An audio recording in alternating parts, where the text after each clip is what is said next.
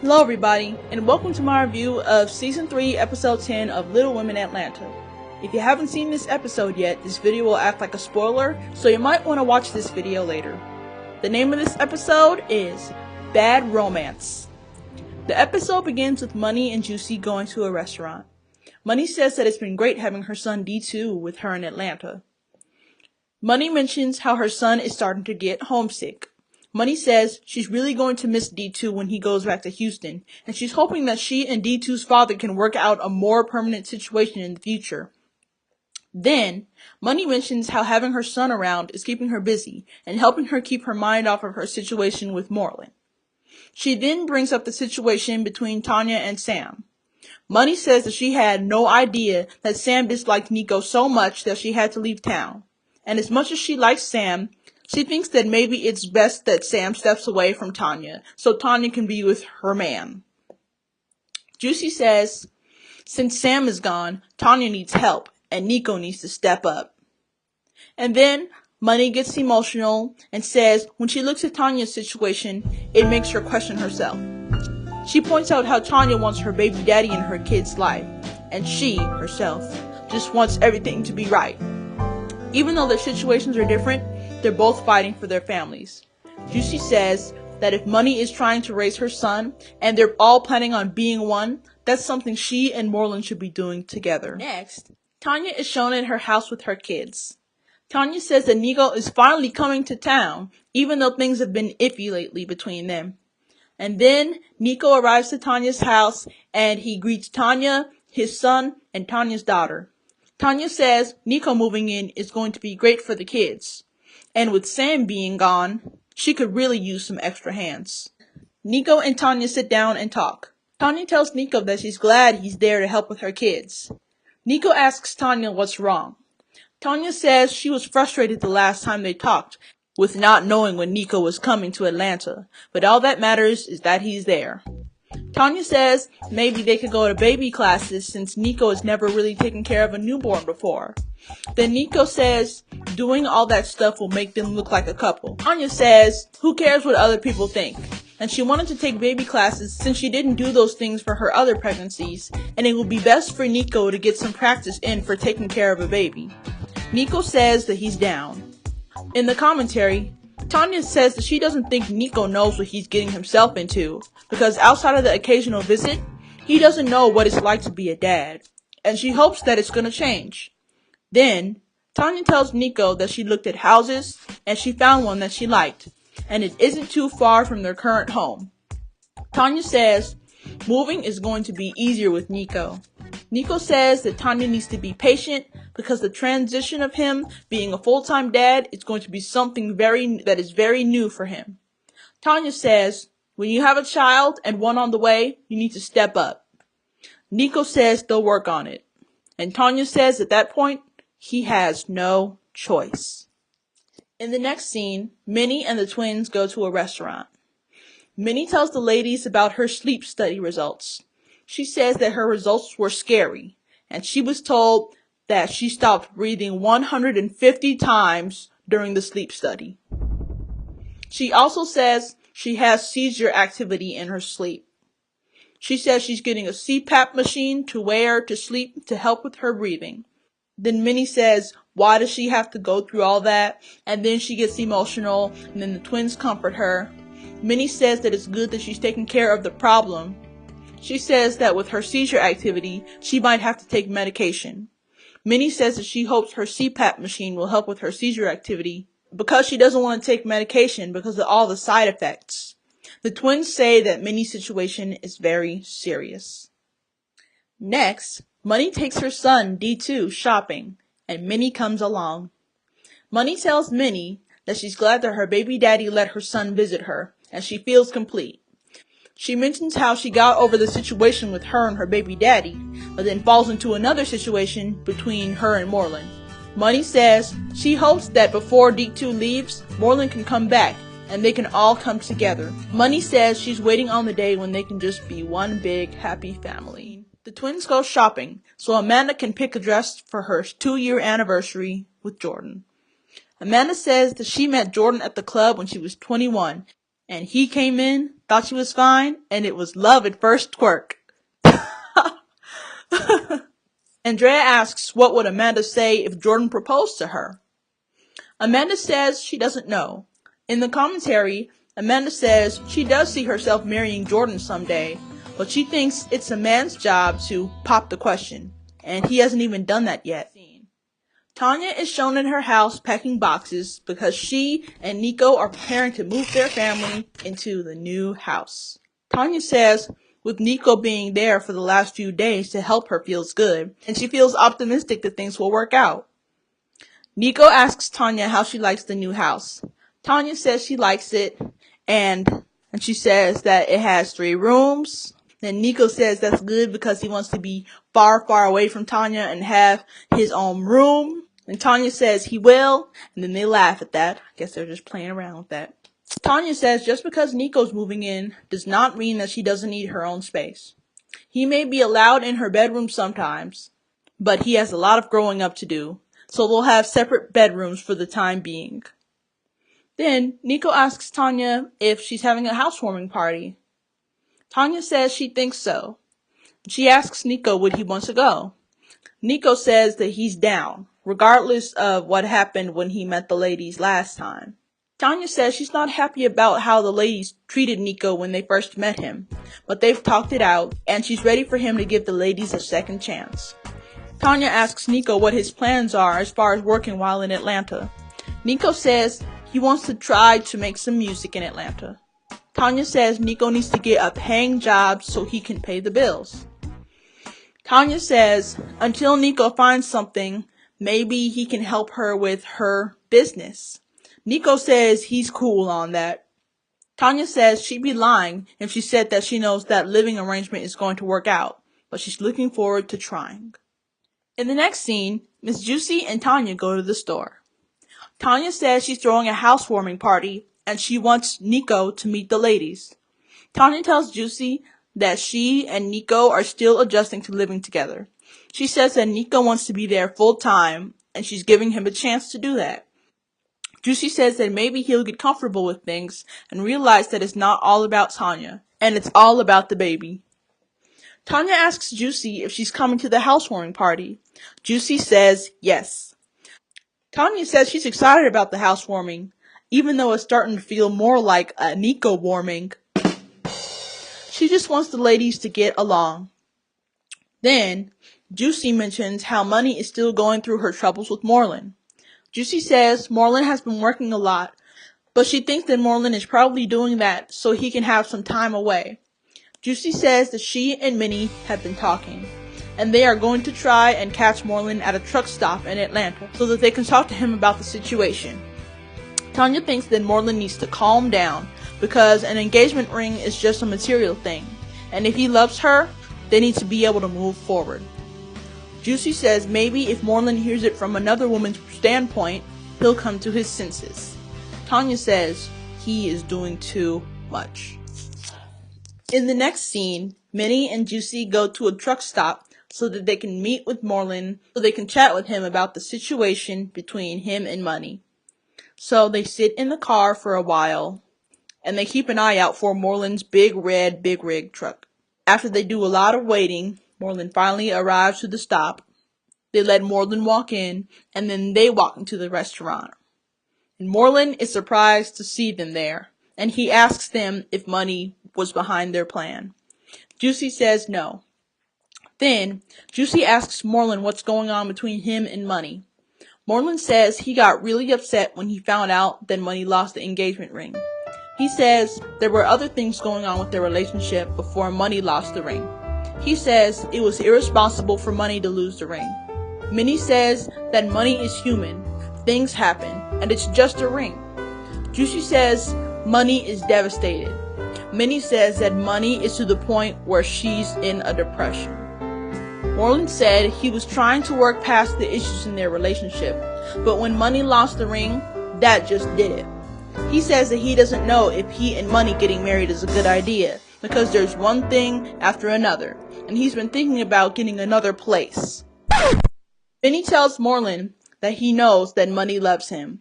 Juicy says that Money and her went to Houston to get Money's son. and it really hurt Money that Moreland wasn't around. She says that D2 asked Money where Moreland was. Juicy says that Moreland should be there for Money, considering how they'll spend the rest of their lives together. He'll have to find a way to get past the fact that Money lost the ring. Juicy says she hopes Moreland isn't too stubborn to forgive Money. In the next scene, Money helps her son pack up to get ready to go back to Texas. Money says D2 is leaving for Houston and it's breaking her heart, and she wishes her son could be with her forever. Money asks D2 how he feels about Moreland not being there. D2 says he feels kind of sad. Money says that Moreland always has to work, and maybe next time when D2 is in Atlanta, Moreland might not have to work as much, and they can all be together. Money says what sucks is that Moreland and D2 get along great, and she really wanted to see them together. Then, Money asks D2 if he wants to come back to Atlanta. D2 says yes. Money tells D2 that she's glad that his dad let him come to Atlanta, and she appreciates every second they have together, and she hopes that next time he's in Atlanta, they'll have time to stay home and chill with each other, along with Moreland. Then D2 tells Money that he's going to miss her, and Money tells D2 that she's going to miss him too. I think it's wonderful that D2 and Moreland get along. Usually children don't like their step-parents, but it's great that they get along, so maybe in a few years, D2 can move in with Money and Moreland, and they'll just get along great, and they'll be just one big happy family. In the next scene, the twins take Aubrey to the doctor. Andrea says that Aubrey has been doing well, and she hopes that the doctor says that Aubrey won't need her feeding tube anymore. She tells her sister that she's been stressing lately, and she wishes that Chris was around to help her take care of Aubrey. Then she starts to get emotional. Amanda tells Andrea that she can do it. Andrea says she knows, but she has those days where she just breaks down and cries because she wishes she had help. Then, the twins go into the examination room with Aubrey. Andrea says she's going to be so disappointed if she's told that Aubrey still needs her feeding tube. Then the doctor comes in, and she immediately points out how big Aubrey has gotten. And Andrea mentions that Aubrey pulled out her feeding tube, and she's been giving Aubrey a bottle, and she feels like Aubrey has gained weight.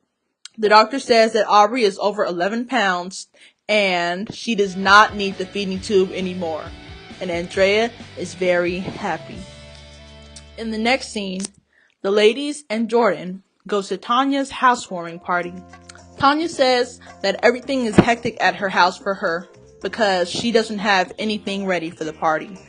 While Tanya is putting her kids down for bed, the ladies make their way to the backyard. Amanda says she can really tell that Tanya has her hands full and she shouldn't be picking up a baby the way she did because of her stomach. In the commentary, Minnie says that Tanya seems stressed out and she's running around the house like a chicken with its head cut off. And she's curious about where Nico is. Tanya goes into the kitchen and cooks food for her guests. Juicy thinks that it's not a good time to ask Tanya where Nico is. Then the ladies sit around the fire and have a drink. Everyone just sits around the fire in silence. And then Amanda asks if Nico is there. Then Tanya says she doesn't want to talk about it because she doesn't feel like crying. She says that Nico moved out. And then Tanya starts crying. In the commentary, Tanya says her plan was to have Nico move in so he could be close to their son Jaden and prepare for the new baby on the way. But Nico decided that he just couldn't do it, so she told him to leave. Then the ladies comfort Tanya because she's crying. Tanya tells the ladies that Nico wasn't ready for another baby. Minnie says that his priorities are effed up. Yes. Tanya said while Nico was in Atlanta, he was saying that he just needs to adjust, and then Tanya jumped into what he was saying and told him that she's still adjusting to being a mom. She says that you never stop adjusting because your kids never stop growing. Tanya says she's struggling to figure out how to be herself in the midst of being a mom. And she thought that she and Nico could help each other figure out how to be there for themselves. Then Andrea says that's the reason why they were asking so many questions at the dinner when they first met Nico. Amanda says they're just trying to look out for her. Tanya says she feels dumb.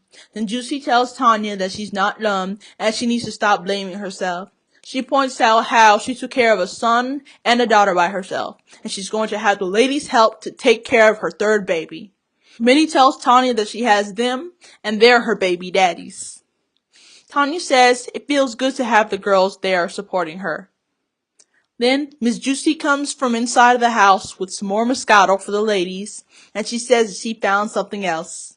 Then Moreland walks into the backyard with a bouquet of flowers, and Money is just so excited to see him. Moreland tells Money that he came to a realization that material things can't replace true love. He's going to forgive Money because he really loves Money and wants to work things out. He doesn't want a material thing to get in the way of them, and he does miss her. And then they kiss each other. Tanya says it's a little bittersweet seeing Money and Moreland getting back together, but Moreland is a great guy. Money tells Moreland that she loves him and she wants to show him that she can do better and wants him to come home. Minnie tells Money that she has to come clean, and she just had to say that she and Juicy went to the truck stop and convinced Moreland to come to his senses. Well, that's wonderful that Moreland came to his senses. Like, yes, it's a ring. Yes, you spent a lot of money on it. And as for Nico, whew, I'm about to have a field day with this one. This guy just came to Atlanta. They'll talk about, yeah, I'm gonna try to adjust to being a dad now. And then he says that he just can't do it. He's all talking about, oh, I'm not ready for another baby. I don't think I can handle it. But you sure could handle getting Tanya pregnant. And Minnie was right. His priorities are messed up. And he just gets the easy way out. He's not stuck with the baby like Tanya is. And Tanya shouldn't have been pushing Sam away. Now she's going to be left with 3 kids, but with the help of the ladies. Thank goodness for the ladies being there. Why would you have another baby with him? I'm pretty sure it was an accident, but why? What makes you think he'll be there for the second child when he wasn't there for the first? What's up with these ladies on the Little Women shows, messing with men who are kind of not no good, you know? Except Amanda. Jordan's a good guy. I think Moreland's a pretty good guy. You know, even though he was tripping about that ring a little, but otherwise he's pretty alright. This guy Nico is just sorry. Let's move on. My mind's just going blank. In the final scene of the episode, Amanda and Jordan go out to dinner for their 2-year anniversary. And they sit down, and then they bring up where they first went for a restaurant date when they first started dating. Amanda says that it's crazy how they met at a club, and no one makes her feel the way she does like Jordan does. In the commentary, Amanda says that Jordan is just different, and he loves her for who she is, and he treats her like she's an average girl. Jordan asks Amanda if she remembers that time that they broke up for 2 weeks. And then Amanda brings up how one time she changed her number and Jordan got her number back from Facebook. Jordan says he's happy he got her back. And he doesn't know where he would be without her. Amanda tells Jordan that she wants to be with him for the rest of her life. Jordan tells Amanda that he has a surprise for her and he thinks she'll like it. And Amanda wonders what it is. Then he gets up to go and get the surprise. Amanda sits at the table, anticipating and rubbing her ring finger because she's expecting an engagement ring. And then Jordan comes back with a saxophone player. Then the saxophone player starts playing music, and then Amanda's just grinning. I just know she's disappointed. You know, grinning. She's just grinning like this, trying to hold back the tears of disappointment while the guy was playing. Like, and then the guy finishes the song, and then they say thank you. And then Amanda just can't hold it anymore. And then she starts crying. And then Jordan asks her what's wrong. Then Amanda says that she thought she was getting something else. Then Jordan tells her not to cry. And then Amanda walks out of the restaurant. And that's the end of the episode. Amanda shouldn't have really expected to get a ring, you know? I thought they were just taking things slow. Like they say, one-sided expectations can lead to disappointments. I kind of do feel sad for her that she didn't get her engagement ring she wanted. And I think that Minnie and Juicy did a wonderful thing, trying to get Moreland to come to his senses and remind him that a ring is just a material thing, and at the end of the day, they still love each other. And as for Nico, Guess Nico didn't care about the being on TV thing. He can't handle being a real father instead of just a titular father, you know? That is just sad. You know what I'm saying? I find it sad how Nico has no problem making babies, but taking care of them, he ain't no real man. I'm sorry, but he's just not a real man. Real men take care of the kids. And about Sam, in case you guys haven't figured it out from this review, Sam did not appear in this episode at all. I just really think that she moved back to New Jersey. And that's sad. I like Sam. She's nice. She's woke. And I just know that Tanya really needs her. I really do hope that she comes back. She's like a wonderful cast member. She's a wonderful addition to Little Women Atlanta. I don't know if she's gonna come back. Just like I said, she wasn't in the opening sequence. So she was probably gone when they filmed that. I wonder if they're gonna replace her, you know, for season 4. If there is a season 4. About Jordan and Amanda. I'm sure Jordan is treating Amanda like a queen in this relationship. I know that all relationships aren't perfect. I know that sometimes they might get into little arguments, but he treats her like a queen, and Amanda knows how she should be treated, you know. That's why she's always getting on her sister's head about Chris not treating her right. And I think that Andrea needs to find her a man as nice as Jordan, you know, to treat her right, and who will hopefully help her take care of her kid, you know. You know, there are men out there who want kids, and they'd be happy to take someone else's kids under their wing and take care of them. So I do not think that Andrea should just keep on letting Chris back into her life, because he's just going to do the same thing. He's going to say he's sorry, and she's going to believe it. And I won't be surprised if Andrea has a third child. Time will tell. I think that's all I really need to say about this episode. And before I wrap this video up, I have one more thing. It is some good news. Last evening, I saw the coming attraction for Little Women Dallas, so this means that it has not been canceled, and season 1 will resume on April 12th, and I am excited. So April 13th is the day that I will create and hopefully post the review for the newest episode of Little Women Dallas, so keep an eye out for that. Check it out, y'all. Austin Young just liked my tweet on Twitter. Hey! And that is a wrap. Thank you guys so much for watching. Give this video a thumbs up if you liked it. Follow me on Twitter at ILUMoreThanThis. Subscribe to my channel. Help me get my subscribers up. If you have subscribed, turn on my notifications. Feel free to share this video on social media if you want. Hope you guys found this video helpful and entertaining. And I will see you guys next time. Bye!